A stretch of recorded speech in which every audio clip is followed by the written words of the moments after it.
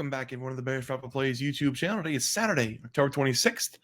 We have a loaded slate of games to look at for Saturday afternoon. We have multiple top 25 matchups. This looks like one of the best slates we've had all season long. I'm going to be breaking down 9 total games. I do believe they are all must-watch football. 9 total game picks, 3 total player props, 12 plays in total. Before we take a look at those plays, let's take a look at the Friday night. And I do want to talk about Syracuse just a little bit because it was a bad time for me to say Kyle McCord deserves a Heisman candidate slip, I guess we can say, just be on the list. 5 interceptions, 3 pick sixes. I will come to his defense a little bit. 2 of the 5 really weren't his fault, maybe even 3 of the 5. A couple bad routes by wide receivers, couple crazy plays, the ball getting tipped in the air. But, yeah, Syracuse got their ass kicked. Everybody's wrong. And I'd rather break it down, tell you I'm wrong, than have people guess my thoughts. So guess what? I got a wrong pick. Syracuse got their asses kicked. Kyle McCord looked horrible. Just picked a bad week to call him out for potentially being a Heisman candidate. But I still think he's good. 5 interceptions and 320-something yards. But, yeah, bad picks there. Picks from Friday night. We have Boise State and UNLV over 64.5 points. That game just started. Boise State, good first drive, led to a field goal. UNLV, great first drive, got down to the 1, led to a field goal. So not great for the over, 2 field goal drives. But again, just started. These 2 teams, they're explosive. So I'm not too worried about it just yet. We have Ashton Genty over 191.5 rushing yards against UNLV. UNLV, first attempt for Genty, -1 yard. Second attempt, -4 yards. So he has -5 yards right now. I don't think that they figured it out, but maybe they have. I don't know.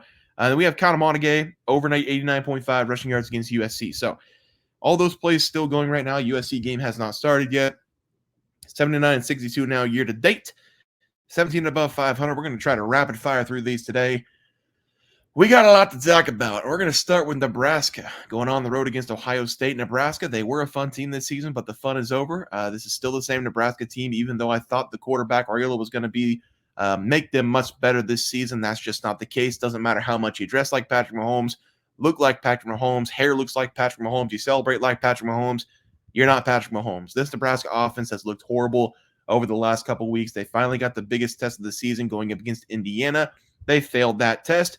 Ohio State's not only coming off of a bye week, but they're coming off of a loss by 1 point against Oregon 2 weeks ago. I think this is one of the best teams in the country. I think if they played Oregon again, that game would be just as close. They probably win it the second time around. And they have had full weeks to sit on this loss after a bye week, after the brutal loss, after your quarterback basically took a knee to run out the time. I think Ohio State wins this one big. Defensively, Ohio State can wreak havoc in this game. That Nebraska defense allowed 50-plus points to Indiana, 2+ touchdowns of the backup quarterback. Ohio State in a rout here. -25.5 is the play. Next play, we're going to look at Illinois going up against Oregon. Potential Illinois upset. Oregon had a big win against Ohio State. I just talked about it. They followed that up against Purdue, one of the worst teams in the country. They beat them easily. They did not beat them like a number 1 team in the country should, though. They messed around, especially in that second half.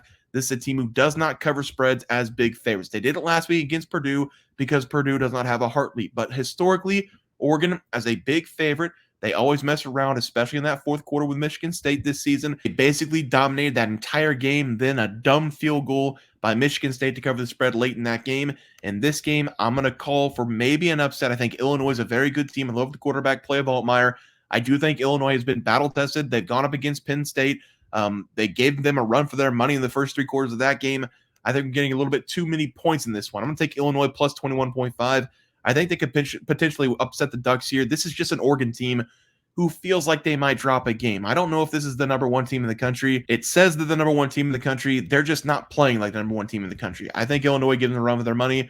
I'll take the points here as the play. We're going to turn now to the SEC. We're going to look at Missouri going up against Alabama. Brady Cook might not be playing in this game. If he does not play, Alabama wins this game by 50+. If he does play in this game, Alabama wins this game by 24+, because this is the most fraudulent Missouri team I've ever seen in my life. The defense can only do so much offensively this season. I had high hopes for Missouri. They have not been producing a lot of points. I have tried several times with this team. I tried last week with Auburn. They didn't win that game. Auburn blew it late once again, allowing Missouri to cover the spread. I don't want to watch this game with the backup quarterbacks in from Missouri either because he is horrible. Drew Pine, he should be sitting on the pine for the rest of the season. This guy is not a good quarterback. 206 yards on the season in 2 games. They had to shoot up Brady Cook with everything they had in that locker room after the third quarter so he can come back out on the field. He could barely walk, but they decided to put him back out there over the backup quarterback. He was able to lead Missouri back against Auburn, who, again, blew that game again. If he's unable to go against Alabama, Brady Cook, Alabama wins this game by 40-plus points because Alabama has lost 2 games already this season. If they lose again, they're going to start to riot. If they do go with the backup, Alabama is going to win this game regardless by 50-plus points or 24-plus points because, again, if they lose 3 games, the first-year head coach might not be able to get back to his house. I'm taking Alabama here, minus 17.5. Roll Tide. I want the 50 burger, but I'll take 42 points, 42-13 in favor of Alabama. And for the last play, Penn State going up against Wisconsin. Big-ish play, I guess we can call here. I don't think this is a very big game. Penn State is going to dominate Wisconsin. Wisconsin's been playing some really good football over the last several games. I believe they've run off 2 or 3 consecutive wins, including a monster win going up against Rutgers. They beat them by 30-plus points. They lost to USC. They lost to Alabama. Now they've just been beating up on some of these teams in the Big Ten, like Northwestern, Purdue. They got that big win against Rutgers. I don't think this is a very good Wisconsin team. And the Nittany Lions are coming off a bye week, getting that big overtime win against USC the last time they were on the field. I think Penn State has finally unlocked the weapon of Tyler Warren as well because they went to him basically every single play last week in the second half. Good things happen whenever you get your best player the ball. Wisconsin, just like every single year, is being overhyped. This is a top 3 team in the nation in Penn State. They are better than Wisconsin on both sides of the ball, and people will say this is too big of a game for Penn State to cover. They're going to melt down. I'm going to tell you right now, this is not a big game. Wisconsin's not a good team. Penn State can roll in this one. I am going to give Wisconsin respect because they have played well over the last 2 games. I think Penn State, though, covers the spread. 27-17 in favor of Penn State, minus 6.5. Let's go take a look at some player props before we take a look at the rest of the games. And we're going to start with the guy we just talked about, Tyler Warren of Penn State. Anytime touchdown in this game as the play.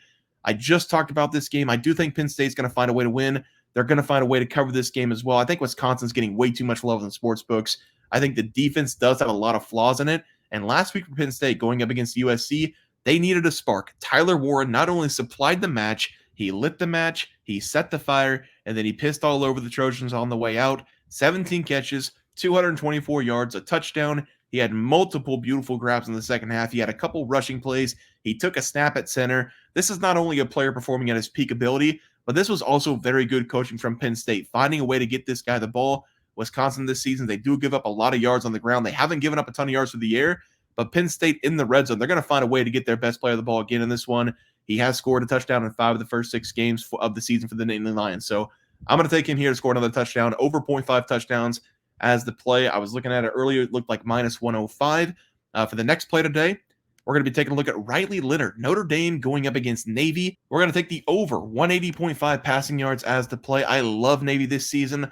I hope that they go undefeated. They play Army, and I believe it's a conference game for them after that for a chance to go to the playoffs. The only problem with Navy, though, this season has been the defense. They have been horrible defensively, and the numbers actually should be a little bit worse because Navy has been really good at keeping the defense off the field. They love to control the clock.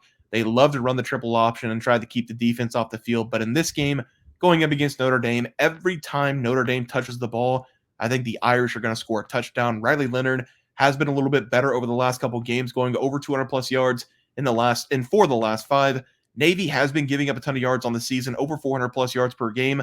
I was thinking about Leonard over rushing yards, but this is such a low number passing. Feels too good to be true. Give me the over 180.5 passing as the play there. And for the final player prop, this is a guy who does not need any introduction on this channel. This is the heart and soul of this Vanderbilt team. He's been the heart and soul of every team he's been on in his career in college football. He is a savior for some of these teams. He's been the savior for Vanderbilt this season.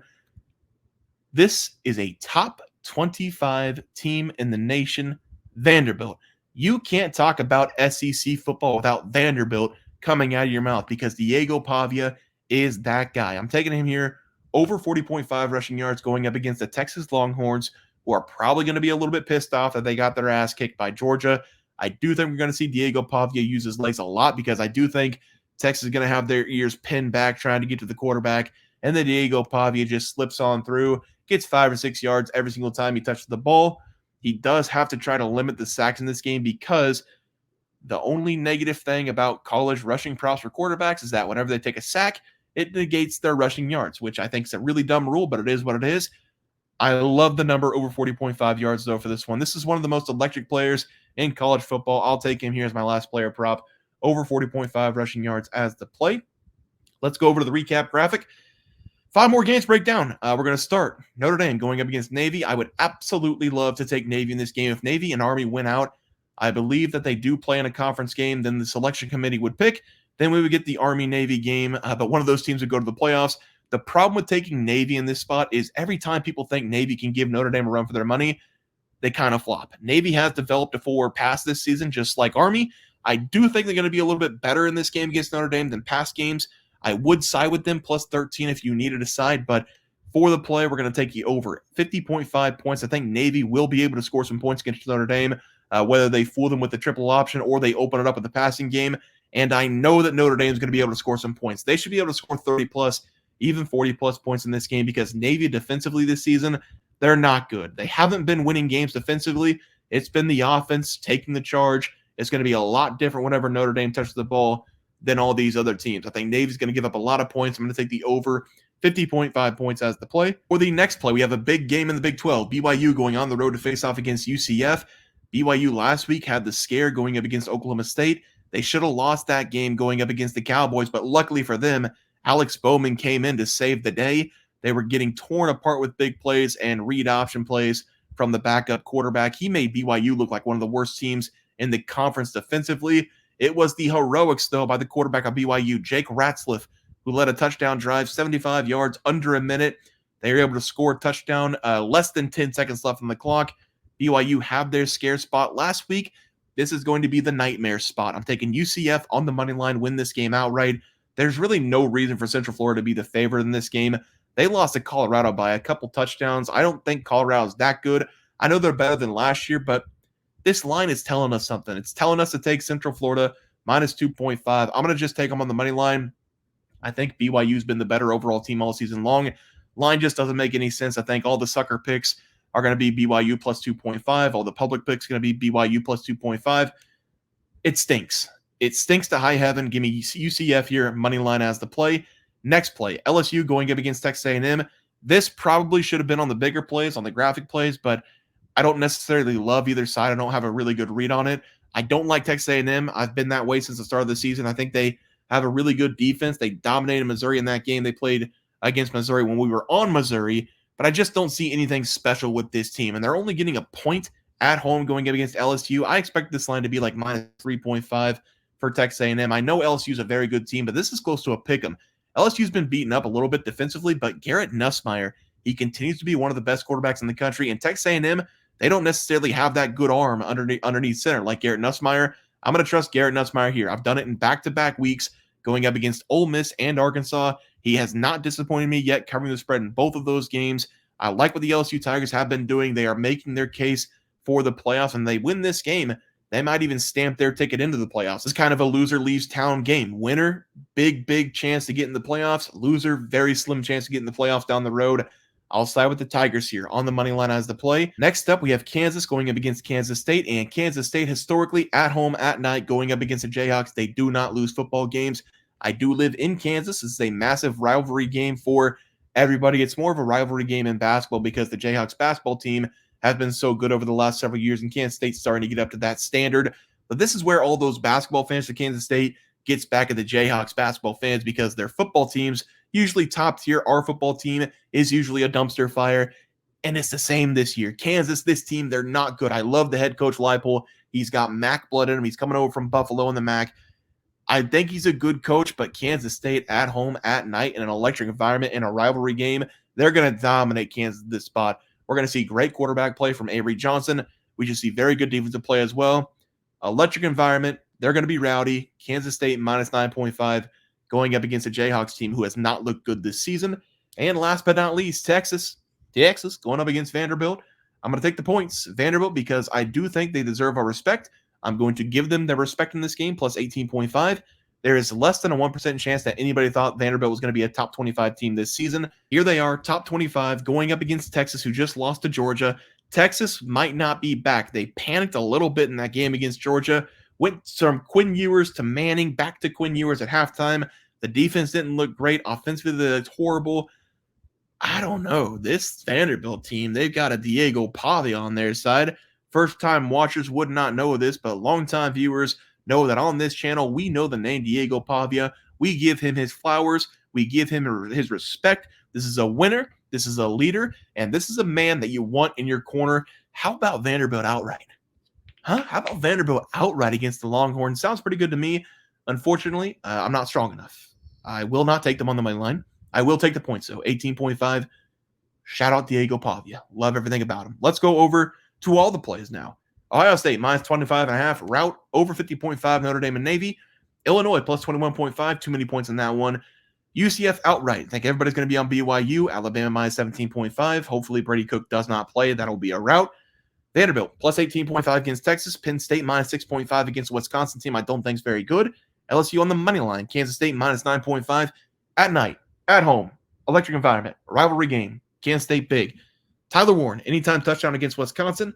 Riley Leonard, over 180.5 passing yards against Navy. And then Diego Pavia, over 40.5 rushing yards going up against Texas Longhorns. All right, guys, that's going to do it for the NCAA football plays and props for Saturday, October 26th slated games.